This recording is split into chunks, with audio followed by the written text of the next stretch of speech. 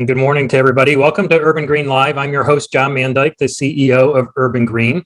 This is a program series where I'll be interviewing global experts to better understand how we get to a net zero carbon future. And you get to participate too, because we're going to have live Q&A in just a bit. But before we start, I'd like to review Urban Green's values. We guide our work by these values each and every day of excellence, inclusion, collaboration, and engagement. And I ask you to keep those in mind as we proceed through today's program as well. I also want to give a shout out and thank you to Carrier for the sponsorship of today's program and for their longstanding support of Urban Green and the global green building movement overall. So let's get started. Just 2 weeks ago, New York Governor Kathy Hochul proposed a bold climate agenda for 2022 in her State of the State. From zero on-site carbon for new buildings, to doubling energy storage, to $500 million for offshore wind, and much more. So today we're going to take a deep dive into that agenda with two leaders tasked with implementing much of that agenda. So please join us on screen. My guests today are Doreen Harris. She is the president and CEO of NYSERDA, and Janet Joseph, who's the senior vice president for strategy and market development at NYSERDA and an Urban Green board member. Doreen and Janet, welcome to Urban Green Live. Good morning. It's great to be here and be joined by Janet. Yes, good morning. This is a first for us on our Urban Green Live programs. This is our 13th episode and the first time that we're doing two people together. So this is very exciting, along with a very exciting topic this morning. So Doreen, let's start with you. The governor proposed $500 million to advance offshore wind, which is a lot of money. Tell us where we stand with that. I mean, how many projects, how much power? Bring us up to date on the state's wind power agenda. Yes, certainly. Of course, the State of the State address by Governor Hochul continued with the momentum we've established with our offshore wind commitments. I would actually say generally, and as we'll be talking about other elements of her proposals, it is true that this model of what we're accomplishing with our offshore wind goals is one that is replicable in other sectors as well. It is a commitment of scale, first of all, and we'll be talking a lot about scale today, but also a commitment of duration and durability. This policy framework for offshore wind, our state's goal under the Climate Act is 9 gigawatts of offshore wind by 2035. Is first of all a game changer with respect to the magnitude of the objective. It will serve about a third of New York's load when it is installed in 2035. But it is also one that comes with commensurate benefits across the state. So it's not just a play with respect to the clean electrons that it will deliver. It is also being delivered in a way that brings other benefits, economic, social, and otherwise to our state. So some examples of that are, first of all, the number of projects. We have 5 projects under contract now. As of Friday, we had a really nice event at the Port of Albany where the governor was joined by Energy Secretary Granholm and announced that we have signed the most recent 2 contracts with Equinor, bringing us to 5 projects under contract. About half of our goal is now contracted by the state. But also we have 5 ports across the state serving the industry all the way from the capital region out to the end of Long Island.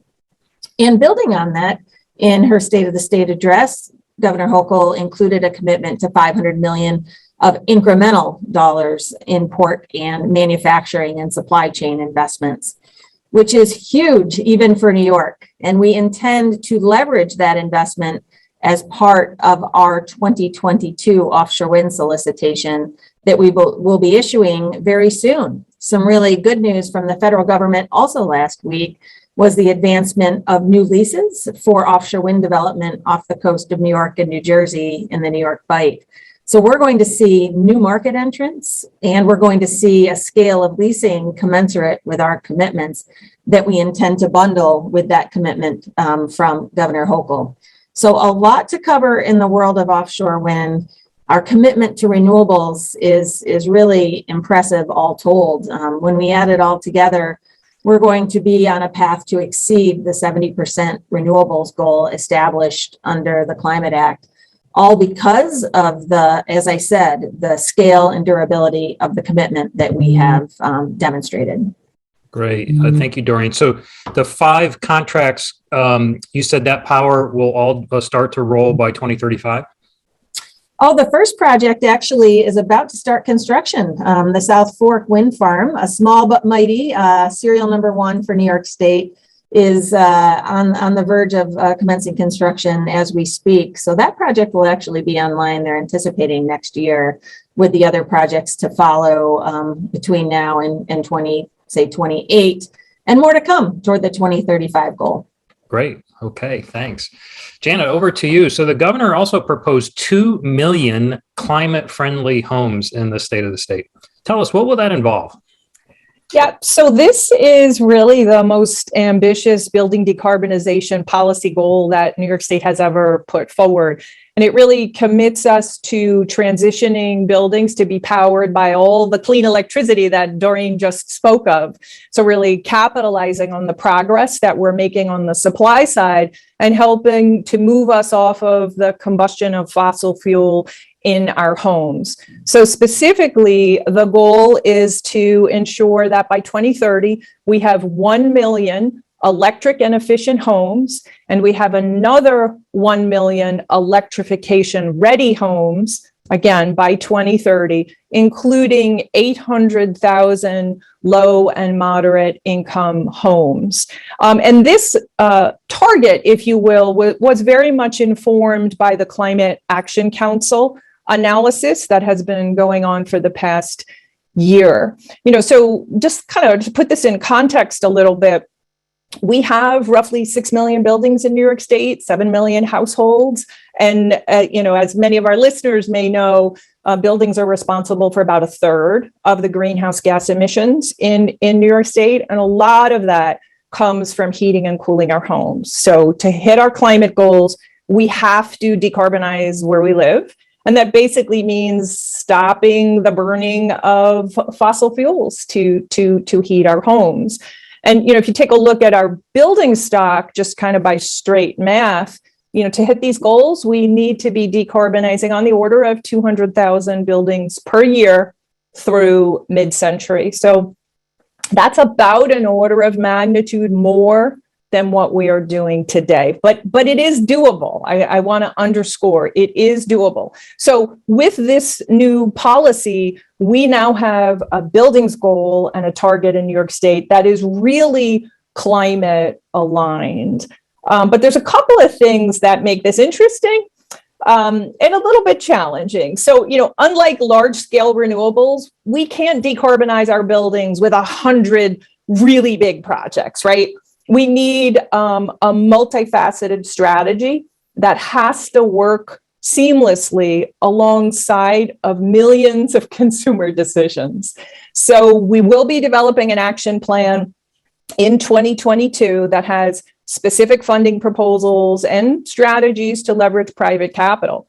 But while we're developing that action plan, we are advancing a very robust 2022 legislative and funding agenda. And this includes appliance efficiency standards. Efficiency is a big part of our agenda. It includes mandatory benchmarking for large buildings. So that includes multifamily buildings statewide. It includes zero on-site greenhouse gas emissions for new construction, no later than 2027, and very significant changes in public service law that would essentially get rid of some embedded subsidies for fossil fuel. And it also, the governor's agenda includes a very ambitious housing plan, a $25 billion 5-year housing plan that includes a dedicated green electrification fund, first time ever within our housing plan, and support to electrify low-income homes as part of this housing plan. So it's really, I think it's the right long-term policy signal, but it is very much moored by some very specific near-term legislative and funding proposals. Great, thank you. We're going to unpack many of those issues this morning. On the 2 million homes, are we talking about existing homes, new homes, and give our audience a sense of what are the couple of things that the state is really going to be looking for these homes to do? Yeah, so we are looking at this as a policy goal. So that will be both a mixture of existing homes as well as new homes. So again, our strategies need to address retrofitting existing homes as well as strategies to construct zero on-site greenhouse gas emissions, new buildings, so new single-family homes, new multifamily homes. And in terms of the solution set, we're basically talking about, as we see it today, electric solutions like air source heat pumps, ground source heat pumps. These are technologies that we know can work. They're technologies that are in commercial use globally and that are increasingly penetrating the New York State market. Got it. Thank you. Doreen, back to you on the renewable side. There's also a really ambitious plan to double energy storage by 2030 in the governor's agenda. First, help ground our audience here. Why is energy storage so important in this transition? And then secondly, how will we get that done? Yes, certainly energy storage, I would call a critical facilitator of the future that Janet and I are both describing and are consistent within the goals of the Climate Act. We have the benefit of some really interesting modeling that has been involved in the production of the scoping plan that is in draft form and is actually available for public comment now, and certainly puts us in a position to now be able to articulate what the future looks like when we hit the ambitious goals of the Climate Act. And with the integration analysis that contributed to that scoping plan, it is true that we say wind, water, and sunlight are going to power most of our economy in 2050, full stop. So even with aggressively managed load, which we certainly need to do, we are in a world where our electric consumption will double and our peak will nearly double by 2050. And in fact, New York will become a winter peaking system by 2035. So when we look at that wholesale shift of both the utilization of electricity and also the sources of that renewable electricity, we know that we will need an increasing number of firm zero emission resources for sure to get us from here to there. And battery energy storage is certainly on that list. In fact, the analysis would show that we need 4 and 8 hour energy storage on the order of 20 gigawatts by 2050. So that magnitude is significant and it will need to be paired by resources like long duration storage. And we'll probably talk about hydrogen at some point in this discussion. So I'll save that for later. But long story short, energy storage is critical to our renewable energy future. And so in her 2022 State of the State, Governor Hochul directed NYSERDA to work with DPS to update our energy storage roadmap really in the near term. And I think that's critical. This roadmap is going to be setting this new goal by 2030 for 6 gigawatts of energy storage, because we need to get moving now toward that 2050 objective. So the roadmap is going to lay out the path not only to get to 6 gigawatts of energy storage, but also what we need with respect to market reforms, procurement mechanisms, and articulation of the benefits of that storage. So certainly that's something that we are already recognizing given the strong uptake in the existing 3 gigawatt program, and knowing we need to be looking forward very soon. And this framework certainly will allow us to do so. And how's the state thinking about energy storage, Doreen? Are we thinking like on a district energy storage level, or how should we be thinking about what that strategy is going to look like? Yeah, no, it is true.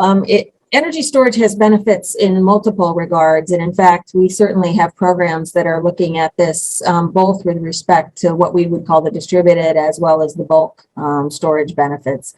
And we have programs supporting all of the above. But I think the key for us is not only the intelligent and rational placement of those systems and their design, but also to help us provide a pathway to supplant fossil fuel generators as well. I think that is something I'd like to talk about eventually here, which is the fact that we have a fossil system that we need to replace fundamentally. And the peaker systems that are operating across our state are truly disproportionately impacting disadvantaged communities across our state. So when I think about energy storage, it is, of course, from a system benefit perspective, but also a health benefit perspective as well. Great, thank you. Janet, let's go back to the zero on-site carbon that you mentioned for new buildings. The governor's proposal is that to happen statewide by 2027. Would that happen through the state building code, or how would the state implement that? Sure. So this is a very critical element of our building decarbonization policy, right? We have to stop constructing buildings today that will need to be retrofitted to be carbon free tomorrow at a greater expense. And the good news is we generally know how to do this today for new construction. We need to make a good building envelope. We generally need mechanical ventilation. And generally, we're looking at powering these buildings with clean electricity through systems like heat pumps. So we do think this is a significant signal to the New York market, to the national market and global market that, the future of buildings must be decarbonized. In terms of implementation, to your question, John, how would it be implemented? Would it be through the code? Generally, we're working through some of those details, but generally this would be done through the state Uniform Building Code and the state energy code. Importantly, the governor announced that we would be making some changes in our code council, and the code council would be expanded through the proposed legislation to include the NYSERDA and DEC co-chairs of the Climate Action Council, so Doreen, as well as the commissioner of the Department of Environmental Conservation. And I think that in and of itself sends a signal for what we care about when we're constructing new buildings. I should also note that we will be considering separately the feasible dates for residential single-family low-rise construction and the feasible dates for commercial and large multifamily. And we certainly do expect that the achievable date to implement this zero on-site greenhouse gas emission standard for low-rise residential will be prior to 2027. So we're certainly considering the recommendations from the Climate Action Council work. We're also very mindful of the recently passed New York City law. And really the goal here is to, use best practices to build better buildings for New Yorkers to live and work in while we're addressing the climate crisis. And when we look at this from a statewide perspective, we have to make this law work from Long Island through dense urban areas of New York City, through cold climate regions of the North Country. So we absolutely think, again, this is a critical piece of our building decarbonization policy. And I think it is clear between what the governor put forward, what New York City has done. New York State is really kind of leading the way on this building decarbonization agenda. Thanks, Janet. So let's talk about the New York City law, which is new. Big buildings are aligned on that same 2027 date. But tell me, how do you see the New York City law kind of fitting into what the state plan will be? Yeah, I think the intentions of the governor's proposed legislation and the New York City law are very aligned. The intentions are very aligned. We're trying to decarbonize our buildings through the state of New York. So I think, again, we're very mindful of what the city has advanced, and we will be working over the course of the next year to advance the legislation and the regulations to put this in place at a statewide level. But I would say kind of at the top line, these are very aligned policies. There's a lot of details. Once you start talking about building codes, as you know, as your audience knows, it gets weedy really quickly. So there's a lot of details to work through, but I think the policy intentions of these laws are really wholly aligned. Thank you. So, Doreen, let's go back to those fossil fuel plants that you had mentioned just a couple of minutes ago. the governor is proposing the phase out for fossil fuel plants downstate. How will that happen? Well, it already is happening in a very, I would say, indirect way, but it certainly is happening. I'm sure everyone noted and has observed the two projects that were committed to by the governor, even in Climate Week, where we awarded two very significant projects to deliver renewables directly into the city, the Clean Path New York project and the Champlain Hudson Power Express project. You know, those were known as the Tier 4 projects, but long story short, those two projects alone will bring forth enough renewables to really make a significant reduction in the GHG emissions in the city on the order of 80%.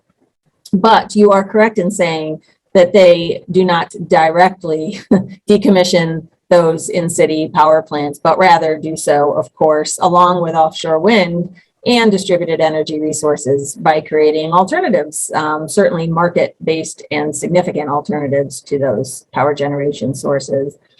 The objective announced by the governor in her State of the State address, I would say, would be to build on the progress initiated by those Tier 4 awards and other procurements and programmatic activities.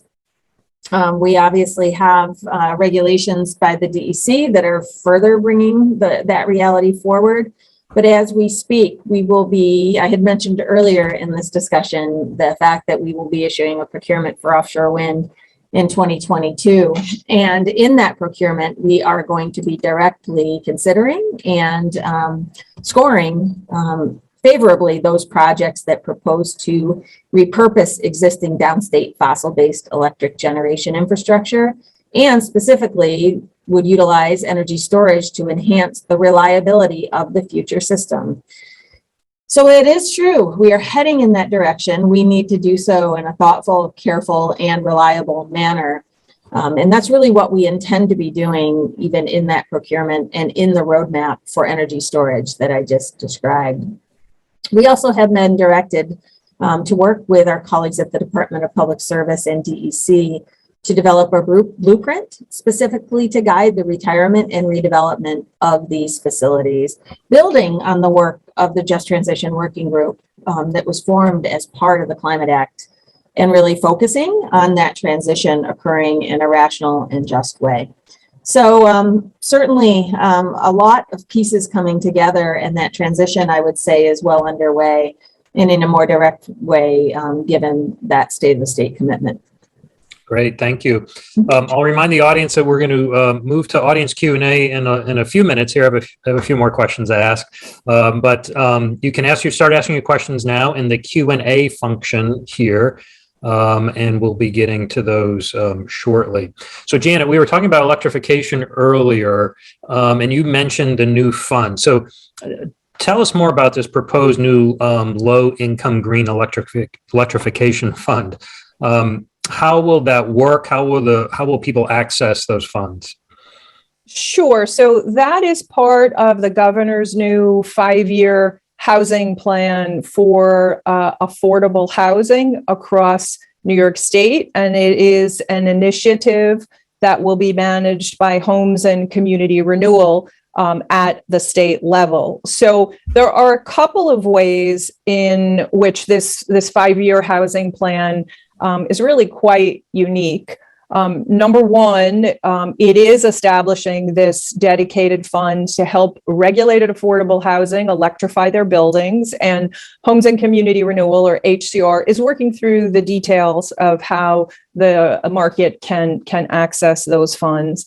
But importantly, HCR is also leveraging the use of their low-income tax credits to drive the electrification and greening of the affordable building stock in New York State. We've been working closely with HCR for a couple of years, and we're really thrilled to see that they are using this massive investment in affordable housing to address both the housing and the climate crisis. HCR's intention is to require affordable new construction to embrace high performance design standards and be built all electric probably a little bit in advance of the laws that are being advanced in New York City and at the state level. And we are working very closely with them to do that. So this housing plan will electrify at least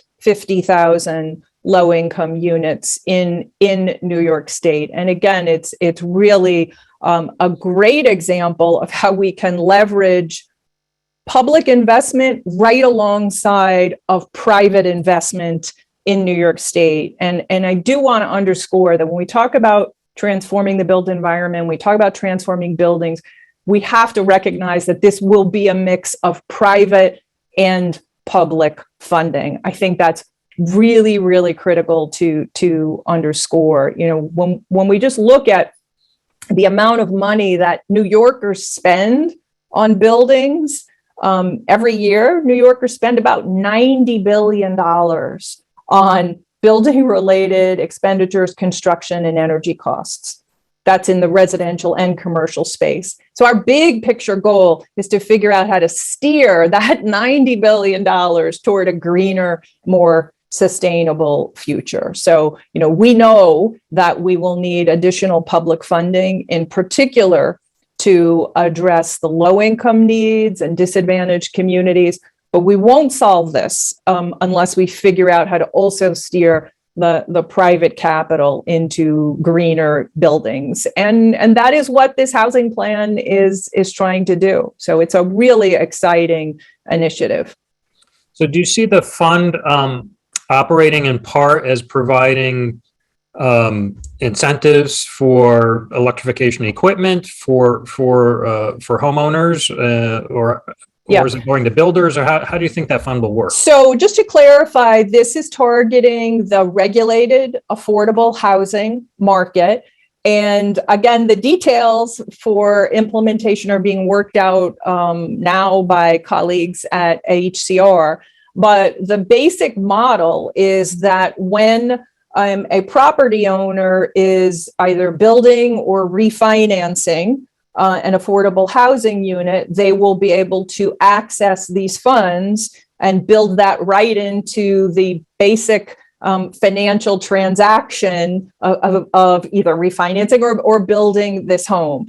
So it will include some level of financial incentives. It will include some level of technical assistance, and it will help owners of regulated affordable housing move forward with electrification more quickly. Again, details are being worked out.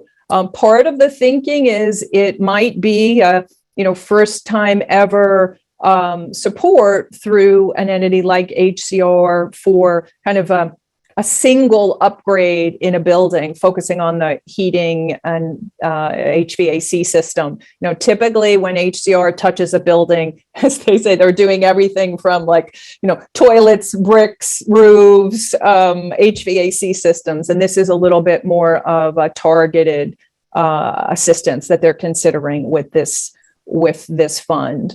But they will be pushing the envelope with their base program support. They are very cognizant of the important need to hit the housing goals, and they're not compromising on that. But they really are building sustainability and electrification, climate-friendly homes, right into their core design of how they support affordable housing. So more details to come for sure, right. But it's a pretty big deal. We NYSERDA, we can catalyze, but $25 billion for housing, that's a big part of the market that for affordable housing that, we need to kind of pay attention to. Great. Okay. I just have two more questions. So audience, keep your questions coming in. I see they're starting to roll in. Doreen, we ready to jump into hydrogen? Oh, please. Let's do it. Okay. So hydrogen is still a pretty new concept for many in the buildings community. I mean, some people know it really well and others don't understand the connection at all. Let's start with, I know in the governor proposed taking advantage of a lot of federal money that's out there in the hydrogen space, but maybe start us with just some basics here. Why hydrogen? And secondly, what's the difference between blue hydrogen and green hydrogen? Because people confuse those two concepts. Sure. Yes, I'll try to keep it high level, but But this is a topic that is one that we've actually been spending a lot of time on as a Climate Action Council as well, which is a fundamental question as to whether there is I'll call it a bridging energy alternative as the world weans off fossil fuels, and specifically our state. So the resource known as hydrogen and other clean fuels are those that are actually part of the two scenarios that are subject to public comment right now. Whether in the future we see a future with what we call the strategic use of low carbon fuels, or whether we see a significantly renewable, electrified, almost entirely future. It is an important question, and one that I'll speak to just generally here. So with respect to the color wheel that is hydrogen, the type of hydrogen that is most commonly used today is actually gray hydrogen. It's derived from natural gas and produced from fossil fuels. It's produced actually by reforming natural gas. And it's rearranging the molecules essentially, and ultimately providing methane mixed with steam at a high temperature to yield hydrogen and carbon dioxide through a chemical reaction. Now, blue hydrogen is the resource that is discussed most commonly in the frameworks that we're talking about, because although it is produced using the same chemical reaction as gray hydrogen, the big difference is the management of CO2 in the production of hydrogen as blue hydrogen. So with blue hydrogen, the CO2 produced isn't escaped to the environment. Instead, it is captured at the production facility. You might hear the term carbon capture and storage commonly used to essentially capture at least a portion of that CO2 and stop it from releasing into the atmosphere. However, alternatively altogether is green hydrogen, and many would say that's closer to true sustainability or real sustainability, in that it uses an entirely different production process than that of gray or blue, employing electrolysis, which is the separation of hydrogen and oxygen molecules by applying electrical energy to water. And the key here is that that electrical energy is seen as renewable. So wind, solar, hydroelectric power and the like can be used through this electrolysis to produce hydrogen. So I think we would all say that green hydrogen is the gold standard for the production of hydrogen. But of course, in order to do so, one needs a highly renewable future, a highly renewable source of it, an available source to do so. And what we see the beginnings of in markets, for instance, in Europe, is the preponderance of offshore wind is being advanced in points in which it's not needed for electric supply to produce hydrogen, and to utilize, again, this existing fossil infrastructure as such to deliver that hydrogen to necessary sources and uses. So where we sit today as a state is, of course, as I said, in the middle of this question to stakeholders around the future for our state. And in the meantime, we as a state are taking the resource quite seriously from an innovation and a potential deployment perspective. I think there are very rational sectors of our economy that may make sense for the utilization of green hydrogen. Industrial applications is a great example, where one needs high heat to produce the goods that are needed. And also from the perspective of the innovation framework for future uses, even beyond what I would call the hard to decarbonize sectors of our economy. So I would say Governor Hochul in her State of the State positioned New York to compete for federal money, ample federal money, in fact, on the order of $10 billion with respect to hydrogen research and development. We already are advancing a number of initiatives in the innovation framework, including an investment in innovation that will be expanded upon for hydrogen, but also to build on that through a broader series of demonstrations, pilot projects, and investments like our prize programs that we've had in the past, all in the realm of this green hydrogen opportunity space. Great, thank you. I want to get to audience questions, but Janet, just one last question to you, maybe in 30 seconds, and then we can jump to the audience questions. Is There was some exciting news about the Empire Building Challenge, also released 2 weeks ago. Can you just tell us what's going on with that program and where you see it going? Sure. So this is a $50 million program that's focusing on retrofitting existing high-rise buildings. So that's arguably the toughest nut to crack in our building decarbonization agenda. This initiative is kind of this public-private partnership is looking at leveraging close to $300 million worth of investment. So it is a partnership with the real estate community to demonstrate how to decarbonize tall buildings. And it's trying to develop these blueprints that can be rolled out across all the portfolios. So we're working with 10 real estate partners that have over 700 buildings in their portfolio. And part of the strategy is that we want to make New York State a global hub for building decarbonization. So we brought in some of the best consultants in the world to help us figure out how to decarbonize these high-rise buildings. We've recently announced 4 demonstration sites that and demonstration projects that will be kicking off in 2022 on some iconic buildings in New York State, including the Empire State Building. So we're working with Empire State Realty Trust, with Hines, with L&M Development Partners, with Omni. And we're finalizing the design. We'll be commencing construction on these projects this year. One last thing on that is we will also in 2022 be launching the Empire Tech Prize to address the thornier challenges associated with decarbonizing high-rise buildings. And in these high-rise buildings, we're heating and cooling the building at the same time. So a lot of the challenge is more about kind of moving the therms around the building. So we expect to be focusing on that innovation challenge. So it's a really exciting program, and perhaps it's something we can dig into in a future Urban Green event. And what I will say is, from the preliminary analysis, things that we thought could not be done in high-rise buildings, we are going to do it in this program. So it's really exciting. Yeah, we'll be sure to come back on the Empire Building Challenge. A lot of great technology designs already under consideration there. So very exciting. So let's jump to the audience questions. I'll remind the audience you can upvote questions. So if you see one you like and you want it raised to the top of the list, go right ahead.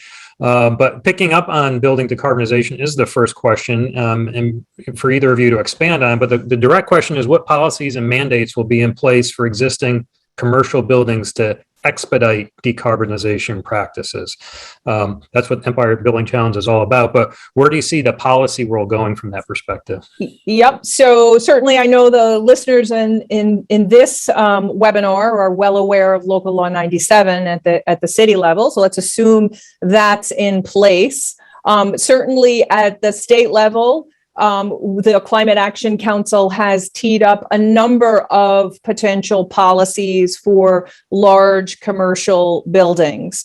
Statewide, we are looking at benchmarking. That's something that the governor has advanced in her State of the State, and the Climate Action Council has also endorsed that. The Climate Action Council has also teed up for public input the potential for a performance standard on the large commercial and multifamily existing buildings, focusing on on-site energy efficiency and on-site greenhouse gas emissions. So those are a few of the policy tools that are under consideration at the state level. And we at NYSERDA have a number of partnerships, public-private partnerships, to try to demonstrate out and prove out some of those technology solutions that we'll be looking at for large commercial existing buildings. Okay. Next question is around jobs. How many green jobs does NYSERDA estimate New York will create, and how can one be prepared? We talk about these in terms of CO2 opportunities. A lot of times we don't talk about them in terms of employment opportunities. So how does NYSERDA approach that? Yes, part of the deliverables of the Just Transition Working Group that I mentioned earlier, one of the deliverables was a job study that was released at the end of last year alongside the draft scoping plan. And it was really, really an interesting process where we looked at where we'll see growth and of course, where we'll see contraction moving forward. And the good news is that, and in fact, this report is on our website, the Climate Act website, if anyone would want to take a look. But essentially, we saw significant employment increases on the order of 60% from 2019 to 2030, adding at least 211,000 new jobs in the state. So there were losses in certain subsectors, but far more growth on a net basis for sure. And really, when we look at the sectors where we expect to see growth, I think it is true that the building sector accounts for well over half of the jobs added in the growing subsectors. And that's for all the reasons you're hearing Janet describe today. We're going to need a massive amount of expertise to achieve these building decarbonization goals that we have laid out. The report notes the residential HVAC, the residential shell subsectors as being significant. And in general, the building workforce is needing to advance significantly under any scenario in order to achieve those objectives. We are going to see displaced jobs in fueling stations, not a surprise, but seeing far more growth in sectors like buildings, in the electricity sector, things like transmission and distribution. We've been talking about that. That requires expertise and growth as well. And really, I think the other key factor of this with respect to the goals that we've established is that we no longer think only about the jobs related to installation and service and maintenance. We now are seeing opportunities in the world of manufacturing that is significantly laid out in the job study. Both the manufacturing that I just talked about in our offshore wind space as an example, but also in the building sector as well.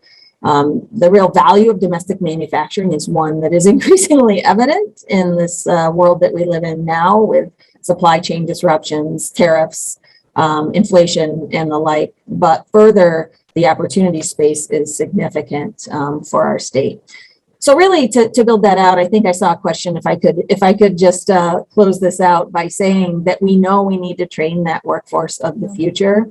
We are investing over $100 million in training programs that really only needs to be built upon in order to be ready for what I would say is an opportunity that our generation has never seen before, nor will see again, in really capitalizing and being ready for that opportunity.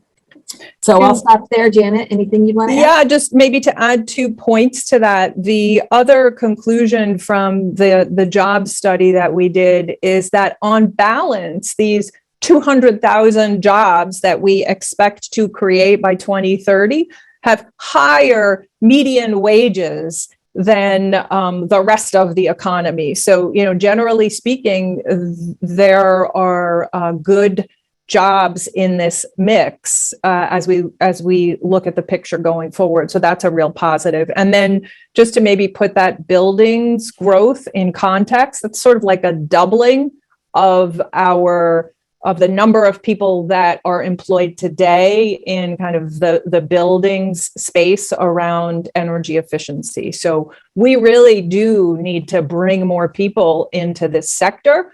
The opportunities are there. The wage structures are good. And as Doreen said, we are focusing mightily on, how to go about doing that with a range of workforce development and training programs. Great, thank you. Next question, interesting question, really with a Washington, D.C. focus. So the direct question is, how is New York navigating the lack of support for Build Back Better? But maybe if I could take the liberty as the moderator here to expand it a little bit, and maybe at the core of this question is, what's the role of the federal government? Like, what does New York need the federal government to do? And what can New York do without the federal government? Well, certainly we've made tremendous progress as a state, even under the Trump administration. So I would say it is the case that our work is bolstered by a strong federal alignment. And we really have that from the perspective of policy objectives, for sure. The corollaries between the objectives established by the Biden administration and the state. Just like Janet mentioned, there's close alignment with the city. that's a great reinforcer fundamentally for the work that we need to do. The fact that we have this alignment, local, state, and federal is a really good thing, and one that gives us strong bolstering of our objectives. And as I said, even with respect to the infrastructure bill and the benefits that that is bringing to our state, I don't want to discount the fact that that is in and of itself a huge win, and one that we intend to capitalize on in every way that we can. I had mentioned the hydrogen framework as one good example of that, but obviously the other aspects of infrastructure do intersect with a clean energy future and a climate resilient future quite rationally. With respect to Build Back Better, again, Friday at the Port of Albany, we were there supporting Secretary Granholm, certainly in an objective to bolster those points. And it is true that it would be a fantastic win for the state and for our objectives were that to move forward. But it is also the case that our work continues apace. Certainly, I know, and Janet can say even more than I, that this moment that we have, even in the world that we're living in currently, is one that we don't see every day. And we are in a great position to continue our policy advancement, and as we have been over the course of the last few years as well. So that's where I am, unless Janet has anything to add. Good. Okay. Next question, back to the battery issues. And we hear this a lot. And it's a question is, as a homeowner in New York City, my understanding is the FDNY won't currently allow me to put a home battery in my basement due to safety concerns. So maybe to talk about this question about what needs to be done to sync our codes, for the future that we want here.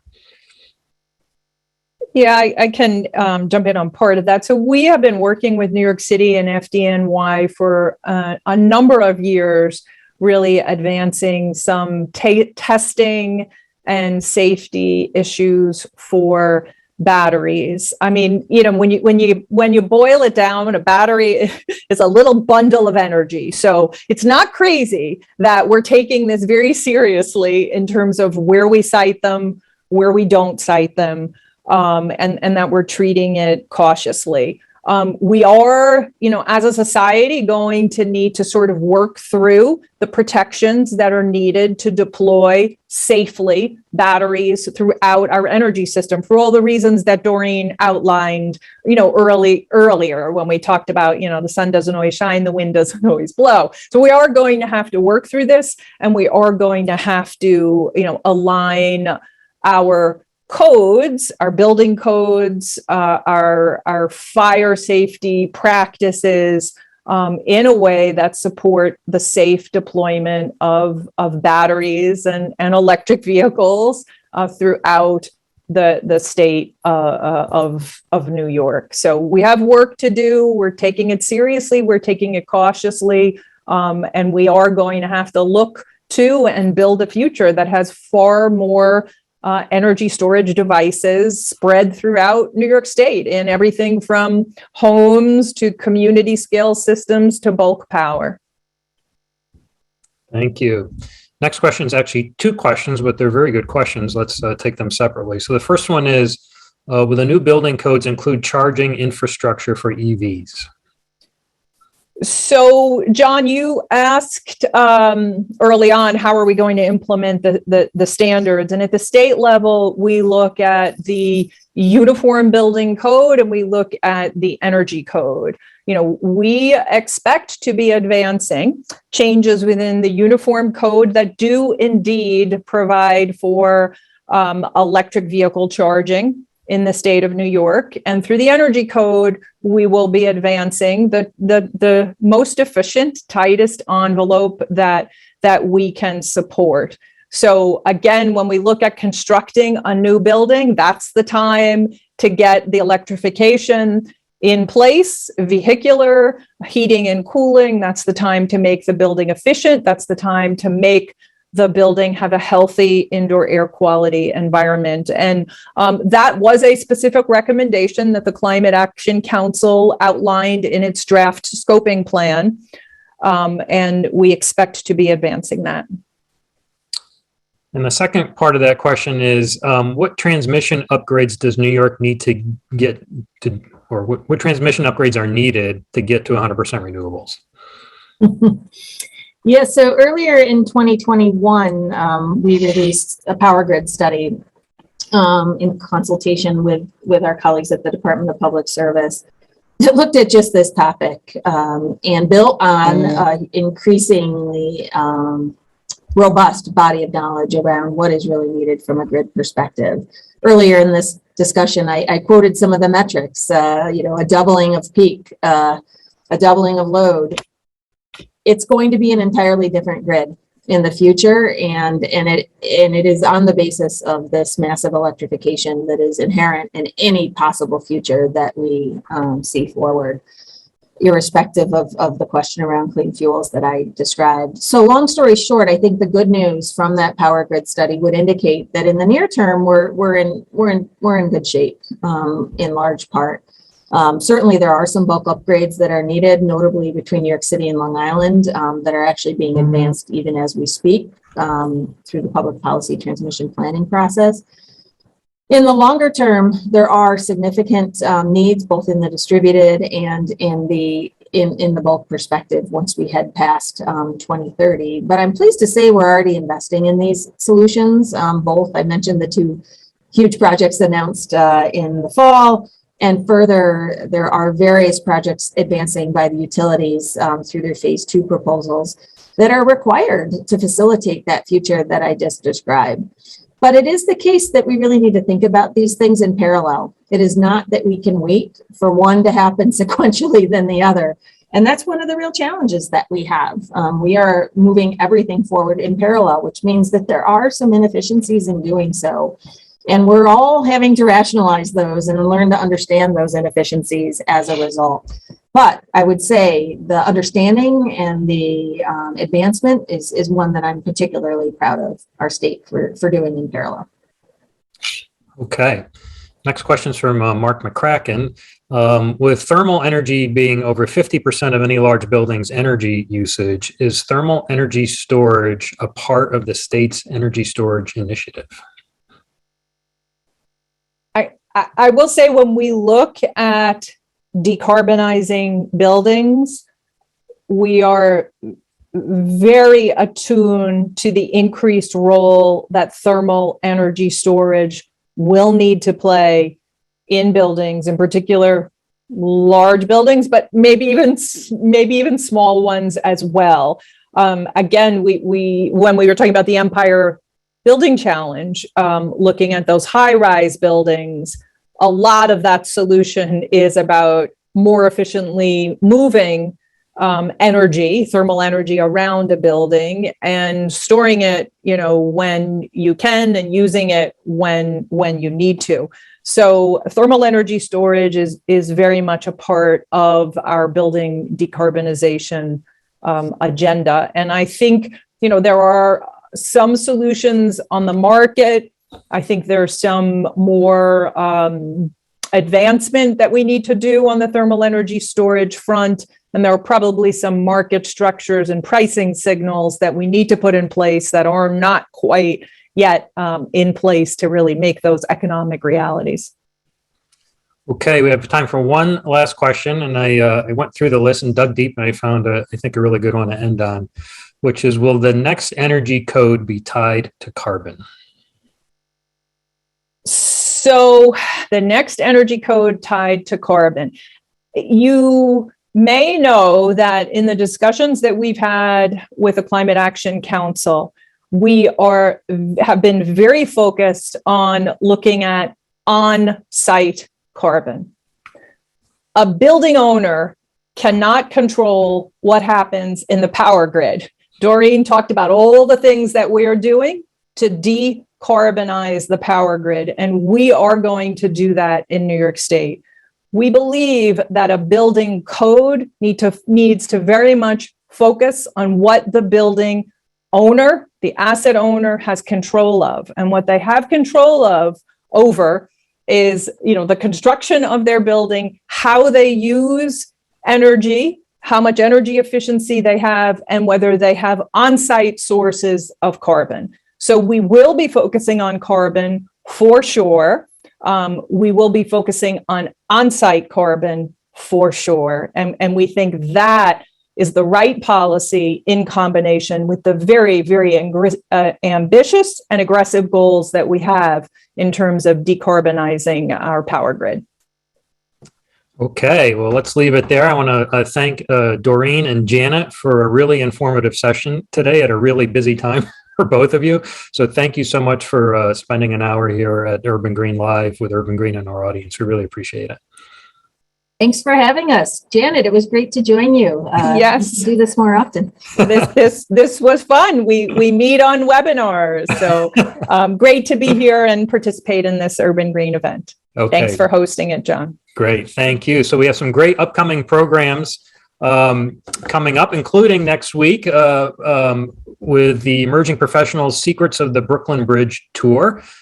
For those that are interested in that. And then on the 27th, actually, Doreen is going to come back and join us at Urban Green for our Grid Ready briefing on our Grid Ready report, powering New York City's all-electric buildings.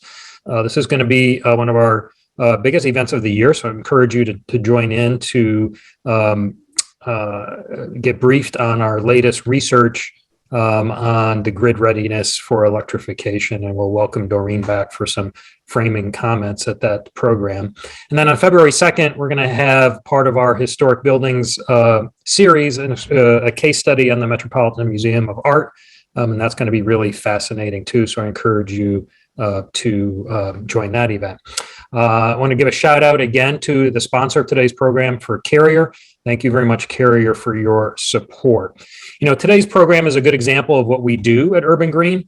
We take on the biggest challenges with the biggest solutions to have the biggest impact. And we do that through 4 key activities. We do that by convening, by doing research, by doing advocacy, and by doing education. If you're not a member already, please check us out to support our work. Thanks for joining us today. See you next time, and stay safe.